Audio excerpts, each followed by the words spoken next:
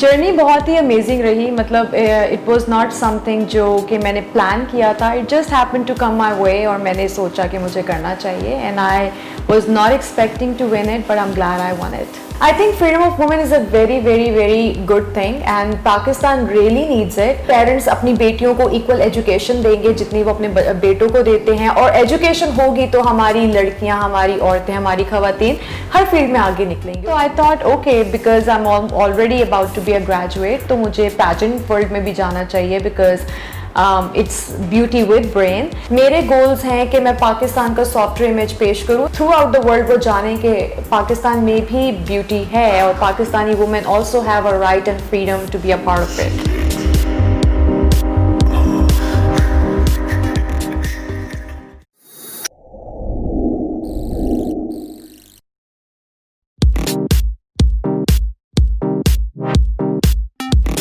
It was not planned at all, बस ऐसे होता गया कि चीज़ें मेरे लाइफ में आती गई और मैं अपॉर्चुनिटीज़ को सीज करती गई and I was like I really want to do it.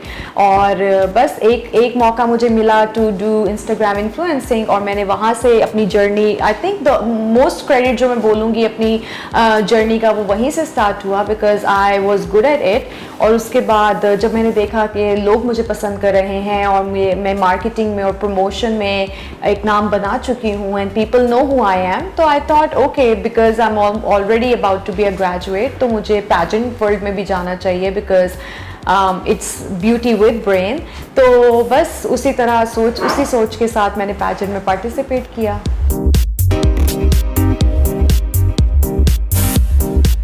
Requirements बहुत सिंपल थी। फर्स्ट ऑफ ऑल जैसे बाकी ब्यूटी पैजेंट्स होते हैं, आप किसी भी अगर चीज़ के लिए अप्लाई करते हैं तो you just go ahead and apply online, तो मैंने भी ऑनलाइन ही अप्लाई किया था। उसके बाद जितने भी कंटेस्टेंट्स होते हैं उसमें से number of people get shortlisted based on the prerequisites जो कि आपकी एप्लीकेशन सबमिशन के अंदर होते हैं।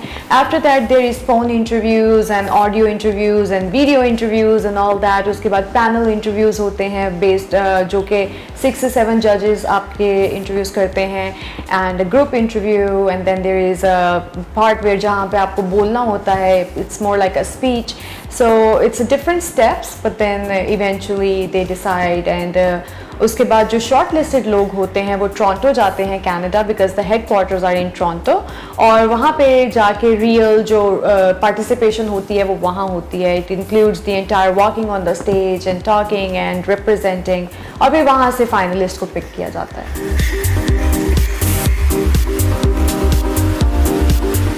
रिएक्शन तो बहुत अमेजिंग था। वो इस तरह हुआ था कि आई थिंक क्योंकि ये मुझे ईमेल के थ्रू पता चला था और ईमेल मैंने चेक किया था जब मैं नेक्स्ट डे मुझे पता चला कि आज अनाउंस होना है, तो I was just going through my phone checking my emails और मैंने ईमेल पढ़ा and I think it was what 4 और 5 o'clock इन द मॉर्निंग। तो मैंने bed because I was sleeping on the edge of the bed, तो मैं तो bed से छलांग मार के खड़ी हो गई and I started jumping and all that. और मैंने अपने हस्बैंड को भी बताया and obviously he woke up कि क्या हो गया, छलांगे मार रही है, इतनी खुश है।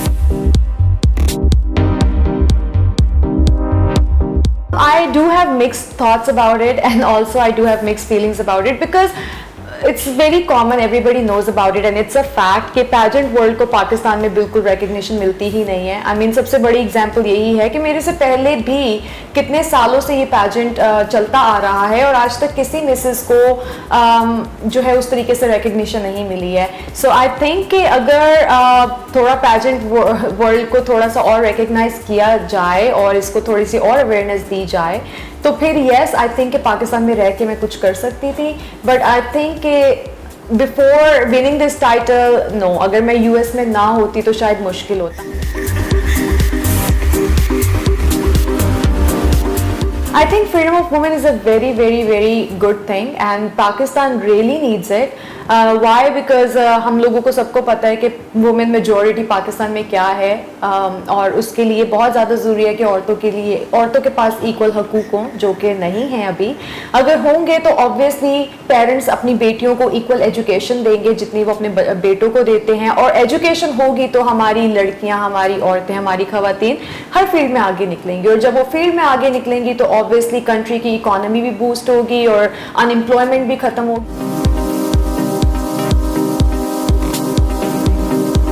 अभी मैं मैंने सोचा नहीं है बिकॉज मेरे गोल्स इससे बहुत बड़े हैं। आई थिंक कि मेरे पैजेंट में पार्टिसिपेट करने का मकसद था कि मैं पैजेंट वर्ल्ड की जो रिस्पॉन्सिबिलिटीज़ हैं उनको पूरा करूं। अगर मैं मीडिया और फिल्म इंडस्ट्री में आ जाऊंगी तो वो काम जो मेरी रिस्पॉन्सिबिलिटी है वो कौन करेगा। मेरे गोल्स हैं कि मैं पाकिस्तान का सॉफ्टवेयर इमेज पेश करूँ, जो कि मैं इंटरनेशनल लेवल पर तभी कर सकती हूँ जब मैं इंटरनेशनल पैजेंट्स में पार्टिसिपेट करूँगी, जहाँ दुनिया भर के कंटेस्टेंट्स होंगे, जजेस होंगे, ऑडियंस होगी, लाइव व्यूइंग होगी।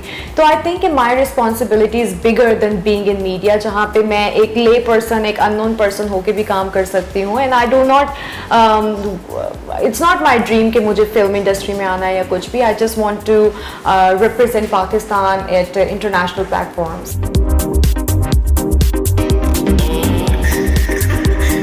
मेरे यही प्लान्स हैं। फर्स्ट ऑफ ऑल तो yes, I do really want to do social work, क्योंकि वो मैं बचपन से करती आ रही हूँ and somewhere it got lost because मैं अपनी मैरिड लाइफ में और अपनी एजुकेशन करियर में इतना बढ़ गई थी कि आई टोटली फॉरगॉट कि वो मेरी जो एक ग्राइंड था सोशल वर्क का वो कहीं ना कहीं रह गया था। और अब इस टाइटल के बाद अब मैं वो सब कुछ कर सकती हूँ because I have the title, और मैं इस टाइटल के साथ अपने राइट्स के लिए भी फाइट कर सकती हूँ। इस टाइटल के साथ पाकिस्तान की वॉइस बन के पाकिस्तान को भी रिप्रेजेंट कर सकती हूँ। So yes, social work is my first priority, जिसमें चैरिटीज़ होंगी, कैंसर हॉस्पिटल्स होंगे, ऑर्फनेजेस होंगी, and I am advocating equality, whether it's gender equality और whether it's majority minority equality. And on top I am going to be the biggest advocate for mental health awareness. So अभी मेरे goals हैं, 2021 में हो रहा है Mrs face of international beauty, it's happening in New Zealand.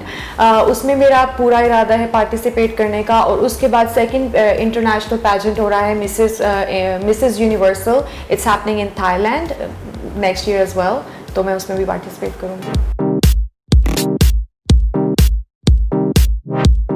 बहुत अच्छी feeling थी। मेरे ख्याल से जो हम मीडिया पर या टेलीविजन पर सुनते हैं कि पाकिस्तान इंडिया का एक वॉर चल रहा है और सारा टाइम बस India hates Pakistan, Pakistan hates India, ऐसा कुछ भी नहीं है। आई मीन जब मैं गई तो मुझे इतना वार्म वेलकम मिला कि मुझे फील ही नहीं हुआ कि मैं इंडिया में हूँ, टू बी वेरी ऑनेस्ट। और सेम गोज, क्योंकि same goes with the people and same goes with the Indian media. जब उनको पता चला कि एक पाकिस्तानी लड़की है जो कि इंडिया में आई हुई है और ये पाकिस्तान के बारे में बात कर रही है, दे वर वेरी वेलकमिंग। उन्होंने बाकायदा मेरा इंटरव्यू किया, और इंटरव्यू आई थिंक कि पाकिस्तान में भी चला था, तभी मेरे से द पॉलिटिकल लीडर्स उस टाइम पे जो थे पाकिस्तान के, उन्होंने रीच आउट किया कि रविश जाहिद कौन है जो इंडिया में गई और उसने पाकिस्तान का झंडा लहराया। तो I think the entire credit goes to Indian media. अगर उनके दिल में कोई ग्रज होता या if they really hated Pakistani people तो शायद वो मीडिया पे कभी उसको हाईलाइट ही नहीं करते। And they really showed a very nice positive image of Pakistan, and they said कि Pakistani women and Pakistani students are not less than any other students in the world, you know. So it was a great experience, बहुत welcoming experience था, and I thoroughly enjoyed it. I think मैं इमरान खान को मिलना चाहूँगी। उसकी reason सिर्फ ये है कि पास में जितने भी पॉलिटिशियंस रहे हैं सब ने उनको बोला कि ये करप्ट हैं, ये हैं, ये वो हैं, and everybody used to say good things about Imran Khan. So I really want to have a one on one conversation with him to really know कि व्हाई एवरीबडी अडोर्ड हिम। उनमें ऐसी क्या खासियत है जो हमारी यूथ को या यंग जनरेशन को पिछले पॉलिटिशियंस में नज़र नहीं आई। So I think I would go with Imran Khan. सबसे ज़्यादा सपोर्ट 100% मेरे हस्बैंड ने ही किया। उनके अलावा I don't think my parents were not supportive about it. I mean उनके सामने तो मीडिया फिल्म आप ऐसी कोई बात भी कर लो तो दे वर लाइक नहीं करना एंड ऑल दैट। बट मेरे हस्बैंड ने मुझे बहुत ज़्यादा सपोर्ट किया, and he was the one who put the idea in my head कि आई शुड डू इट। अगर आपके हस्बैंड सपोर्टिव हों तो रिस्पॉन्सिबिलिटीज़ आप डिवाइड कर लेते हैं, और जब रिस्पॉन्सिबिलिटीज़ डिवाइड हो जाती हैं तो ऑब्वियसली एवरीथिंग इज़ ईजी। तो मेरे हस्बैंड क्योंकि काफ़ी सपोर्टिव हैं तो I can study half of the day, जो कि मैं obviously I am a full time student, तो मैं पढ़ रही हूँ, तो मैं पढ़ती हूँ हाफ डे। उसके अलावा मुझे बहुत ज़्यादा प्रेशर नहीं होता कि खाना पकाओ, ये करो। अगर मैं नहीं करती तो वो कर लेते हैं, और अगर वो नहीं करते तो मैं कर लेती हूँ। So we have equal balance on that.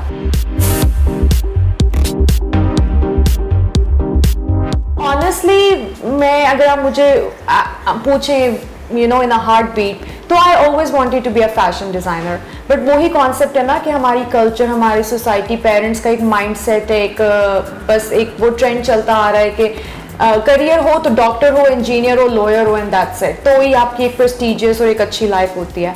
So that's the same thing. My parents were like, मेरी बड़ी बहन जो है she is a doctor of pharmacy and वो भी अभी अमेरिका US में होती हैं and she is working there as a pharmacist. तो माई पेरेंट्स वर लाइक वो डॉक्टर बन रही है, आपको लॉयर बनना है, एंड एंड ऑफ स्टोरी.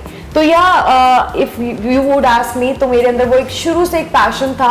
हाँ, क्योंकि मैं फैशन डिज़ाइनर बनी नहीं, तो मेरे पास जो खुद के कपड़े होते थे मैं खुद ही डिज़ाइन करती थी और इनफैक्ट मैं स्टिच भी खुद ही करती थी. तो I was very very passionate about it, but मुझे चांस नहीं मिला एंड आई थिंक अगर मिलता तो I would have been a very successful one. Feelings तो बहुत ऑब्वियसली अच्छी थी. I mean feelings were something जो मैं डिस्क्राइब नहीं कर सकती हूँ, बिकॉज जब आप किसी भी चीज़ में पार्टिसिपेट करते हैं तो उसका अल्टीमेट गोल यही होता है कि आप उसको जीतें. But this time when I participated तो मेरा गोल जीतना नहीं था. I just wanted to gain some experience कि कैसे होता है, क्या होता है, because there were tons of beautiful women जो मेरे से और भी खूबसूरत थी. एंड आई एम समबडी, अगर if somebody is beautiful than me, I will tell them that they are beautiful than me.